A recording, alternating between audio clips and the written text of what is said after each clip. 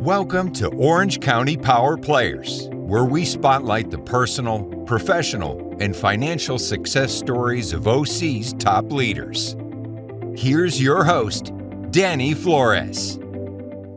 Welcome back, everyone. My name is Danny Flores with OC Power Players, and today we have Jeff Brannon zooming in from Yorba Linda. Mr. Brannon is a managing partner of Metrics Capital Group. Metrics Capital Group is a venture capital firm that lends to and invests in small businesses. Mr. Brannon has been in the finance industry for 21 years and has invested in 15 plus companies. Metric currently holds interest in companies like Slim Capital, iPorit, Newlight, Picasso, Just Live, and Smart Health DX. Mr. Brannon is a close follower of the cryptocurrency market and enjoys playing golf, tennis, and pickleball with his wife, Stephanie, and their 3 children. Welcome, Brandon. Happy New Year. Happy New Year, Danny. Thanks for having me. Sure. So tell us a little bit about, the equity venture capital. How did you get into it? How do you find these companies, and what these companies gets you excited? Yeah, no, great question. So I've been in the commercial finance market for quite some time. After a short, unexciting career in professional baseball, I decided to get a real job and knew that I wanted to be in a production-based environment. So I worked for a company down in Irvine that, as a business development person, contacting businesses, getting to know them, getting to know their equipment financing and working capital needs. And as my career grew, I started my own company in 2004, and we became the lender and syndicator of these loans. Grew the company to about 50 employees. We had a half a floor at the Spectrum. And 2009, the financial crisis hit, and I knew I kind of had to shift gears a little bit. So I started to look at companies in a more strategic manner and look at them and provide some growth capital for them. And most of them came to us as loan clients looking for growth capital or royalty-based financing or equipment financing.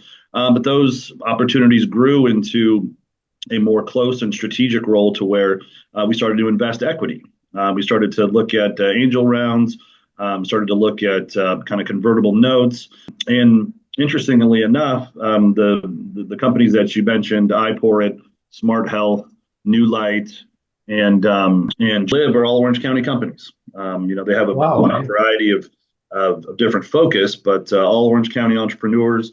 And so we really kind of look to try to make a difference here in Orange County. For a long time, it's been kind of an overlooked center for venture and growth capital, where the traditional sources being in Silicon Valley. LA has a pretty good venture capital ecosystem, and San Diego has one as well. Orange County has always kind of been a little bit overlooked. So when we decided to form Metrics in 2011, we thought that there was something that we could provide in businesses, loaning money to businesses, and leading rounds for companies for bigger rounds as well. So that's how we got started. And the first investment that we made was in Newlight. It was way back, I think, 10 years ago, and now they're hoping to some big things from them. They're based out of Huntington Beach, and kind of the ecosystem took from there. They heard the other earlier stage companies started to look at us and say, hey, what do you think about having a meeting? How can you help us grow? And so that's how we've kind of added on the additional companies as well. So do you look for certain companies in a certain industry, or you cast a wider net than that? So for day-to-day business is equipment financing, and you can't really make money consistently with angel investing because of the risks with it. So that's kind of what we say, that's kind of the retirement of the business. And then the day-to-day is the equipment financing. So on the equipment financing side, we work for one of our companies called Slim Capital, which is based out of LA. And we look for companies that are small businesses, typically looking for trucks, trailers, excavation equipment, things like that. And just your standard businesses that you'll see around town that need equipment, need a quick turnaround time, maybe can't get from the bank. But on the equity or venture capital side, we're really looking at the business model, looking at the founders, and betting on the jockeys, as they say, and their ability to execute. Each of those investments have a little bit of a different industry to it. Newlight Technologies is it turns methane gas into plastic. Some of their products are displaced oil-based products. They now have a partnership with Nike. That should be big. Smart Health has that can turn around tests very quickly in minutes rather than days, and has some really good applications both in the market and in the standard health market. Just Live is a supplement company that just came out with some hydration products. They also have been in the CBD space. That company is owned by in part Clay Thompson, Alex Morgan, Travis Pastrana. So it's kind of the higher profile consumer product. And then iPour is something that basically provides self-service beverage systems for restaurants and bars, to where you can go up with the RFID code and put it up against a screen and pour your own wine or beer or drinks without the necessary waitress or waiter involved. One of the cool things about that, it tracks exactly what people are buying and drinking, and it's a really good kind of software as a service play as well. So in a little bit of a different areas, but all of them had one thing, and it was very talented entrepreneurs with a passion and a vision for executing their plan, and we're excited to be a part of all their journeys. Wow, that's pretty to be able to do that, and then have contacts with all these amazing minds and dreamers, basically people who are dreaming, visionaries, trying to figure it out in a different industry, and explaining that to you. I was in the banking industry for a little bit, and that's what you kind of learn. You talk to people, and it's so interesting to see how they started out, how they had to crawl before they could walk, how they had to be persevere, and then what they're doing to be able to get there. Now, do you guys raise money to be able to do the investment from your PE firm? So we're basically investing our own money in these businesses. They're smaller angel investments, but we will help participate in rounds. So we don't have any limited partners that we have that put money into the fund. Our investments range between $50,000 and $300,000, so we're not very big.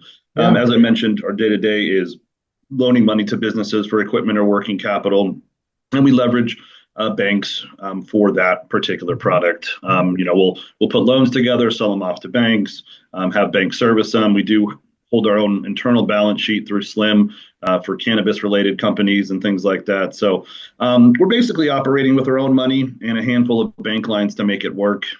But being small and nimble allows us to do that. We don't investors to answer to consistently. So we're basically making our own decisions on a consistent basis, which helps. Now you said there's not a lot of competition, but if just say LA side or the San Diego side decided, hey, you know what, let's come after the Orange County businesses, what would keep you guys kind of ahead of the game of the competition, basically? Yeah, that's a great question. I think the fact that we're really, most of these entrepreneurs we've known for a long time. They either started out as either working capital clients or kind of bridge loan clients. So we've gotten to know their business pretty well. Newlight has raised a ton of money. We were early on with them. They're some of the most brilliant entrepreneurs that I've ever been around. So a lot of times we participate in rounds. So the venture capital space isn't necessarily cannibalistic. It's more kind of collaborative, I would say. So if there's a business that's looking to raise $5 million on a $100 million valuation, that's going to be up our head. But if there's somebody who's looking to raise $1 million on a $5 million valuation, we'll get in there, put a chunk of our own money in, and then talk to our fellow investors around the county, around Southern California, and get other people excited as well. Oh, wow, that's really good. That the smaller ones that you're able to piece it together, and sometimes it's great to start off with these companies because then they grow up, right? And you can kind of go with them. And so, what comes easy to you that others struggle with? I think that I can dissect a plan and understand where entrepreneurs kind of find their niche and understand where certain companies have a competitive advantage. Quicker than others. I'm also, pretty good with financial projections and profit and loss and balance sheet. I mean, I went to Long Beach State and majored in finance, and so I'm kind of a math geek at heart. And so being able to look at financial projections and having financials in place to kind of see how the money flows from the top to the bottom tends to help out. But I've been around the county in the commercial finance space for since '98. I think that intro might be coming up years now. So I think it's like 26 or 27. So that helps, right? I mean, I've had the same since '98. I've had the same kind of focus in terms of helping businesses grow, getting them the capital that they need, whether it's on the debt side, or them grow with equity or royalty based financing. So you tend to have a fair amount of context through just consistent residing in the county, in the same industry. So I tend to get calls that maybe other people won't, because I've been doing it for so long. Right. Exactly. It's always, you ask somebody, hey, this is what I need, some equipment finance or some private equity coming into the deal, and hey, they call Jeff. Yeah. The kind of word of mouth, right? I don't know if you do any advertising. You might not have to. It definitely helps. I think we're pretty small, and we've done that by design. I mean, when I ran my company that had the 50 employees, it was your overhead each month was high, and managing people was a bit of a most of our transaction flow comes through brokers or centers of influence, like your accountants, attorneys, people who, and this is nationwide. We work nationwide, so we'll look to bankers who can't quite get a transaction done, or if the bankers they're looking at $100,000 deal, they need full financials for it all. Sometimes they're like, well, it's a little too small for me, so maybe this would be a better fit. So we work in conjunction with the bankers and the sort of influences and the brokers who tend to know where we are, and so we don't necessarily have to advertise. We do, from time to time, sponsor your little leagues or and things like that, but mostly just to kind of highlight our impact in the community. But yeah, we've been very fortunate. I think that these next 4 years are very positive within the venture capital and commercial finance market. Last 4 years were down a little bit, especially in the VC IPO space. But I'm expecting some really positive business trends that will transpire over the course of the next 4 years, and we're excited to be positioned correctly for it. Right, and I do think the next 4 years is going to provide a lot of opportunity for many different businesses. Yes, definitely. I think that it's kind of the rising tide lifts all boats, and I think that last year being an election year with interest rates being higher, it kind of put some stress on finance companies. You saw a lot of we were used to be big into trucking, kind of in the 2020, 2021. You saw the rising rates, and inflation really put a lot of stress on long haul trucking. So it put a lot of them out of businesses, especially some of the biggest ones. I mean, Yellow, which is one of the biggest trucking companies in the nation, couldn't work because of the margins became compressed by rising interest rates and inflation. And so I think you'll see that next year we'll have a handful, hopefully 2 to 3 rate decreases. And I think there's going to be a lot of pro-business administration apparent in the next year and beyond. So I think the excitement in the business community is great. I think that the prospects of a very active venture capital and debt market is great, and I think it's going to be fun to watch. Yeah, no, I agree with you. Somebody's listening to us and they like this type of business, whether they're just getting out of college, maybe want to do a career change. What would you suggest would be the best way to make change and get into this type of business, whether it's equipment financing or private equity? Yeah, so private equity is a little bit tougher. You'll start out as an analyst. Typically, the private equity guys are going to want, guys from either based out of LA or Silicon Valley. We're on the very side of venture private equity. On the equipment finance side, I would say, hey, give me a call. I mean, we always are looking for hungry business development people to our broker network. It doesn't take a ton to be successful in this business. I mean, it's really just outreach, making calls, going to meetings, interacting with business owners and centers of influence, and just letting people know what you do. And it's provided a very good life for me and my family over the years. And was lucky enough to coach baseball at Hope University in Fullerton a couple of years ago, and we just hired two players, and as we start to grow our account manager team. So it's been great. It's been great. The equipment financing, commercial finance space is an easy market to get into. Orange County is a big hub for commercial financing, and if someone's interested in exploring the opportunities, I'm more than happy to field their call for sure. Well, that's great to know, and you actually make it sound so easy. But my next question is, what has been one of your biggest challenges? Yeah, so I would say that last year was probably the most challenging year in memory, other than the financial crisis in 2009. 2009, we basically overnight lost our lines, lost the ability to lend. People did not want to borrow money, and even if they wanted to borrow money, there was no one there to lend it to them. Banks got super tight. Last year was similar in some regards. I mean, there wasn't a financial crisis, but it was the confluence of high rates, election year, and so we really had to do work and really put in more calls, put in more hours, tailor our marketing outreach to include additional products through factoring or even some real estate lending on the commercial side. So it was market driven, and we've been through. My partner and I have been through it all, from Y2K to the financial crisis, and now the rates and kind of storm. So it's not uncommon. Happens every 10 or so years, depending on market conditions. But it just, when things like that happen, you just got to get back and again, just like we did when we first started. So I'm still making 20, 30, 40 calls a day. My guys are here making 60, 70 calls a day.